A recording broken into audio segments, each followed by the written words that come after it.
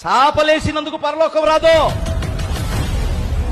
చేస్తే చేయండి, లేదంటే లేదు. ఉన్నమాట ఉన్నట్టే చెబుతాను నేను. కుర్చీలేసినందుకు పరలోకం రాదమ్మా.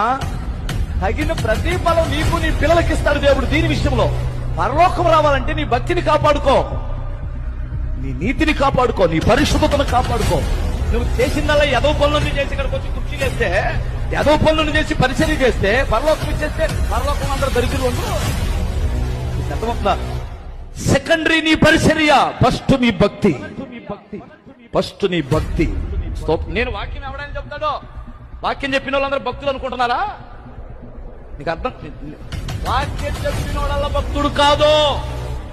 ఇతర భార్యలోడు చెబుతున్నాడు వాక్యం, వ్యభిచరించాడు వాక్యం చెబుతున్నాడు, లంచాలు తీసుకునేవాడు వాక్యం చెబుతున్నాడు. నాకంటే బాగా, నాకంటే బాగా నేనేం చెప్పగలను వారి ముందు? వారికి ఉన్న థియాలజీ నాకెక్కడే. ప్రేమించడం చేతగానటువంటి వాడు మనిషిని మనిషిగా, తగ్గించుకోవడం చేతగానటువంటి వాడు గర్విష్ఠుడు. వాక్యం చెబుతున్నారు బాగా, సూపర్ గా. వాక్యం చెప్పినందుకు నేను పరలోకానికి వెళ్ళను, నాకు ఆ సంగతి తెలుసు. నా ప్రభు నాకు ఇచ్చిన భక్తిని కాపాడుకోవటం వలన నేను కాపాడబడతాను. హల్లెలూయా.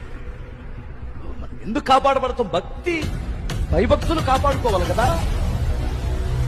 ఎందుకయ్యా నిన్ను ఈ సింహాలు తినలేదంటే, నేను దేవుని యందు భక్తి కలిగి ఉన్నాను కనుక, నేను నిర్దోషిగా ఉన్నాను.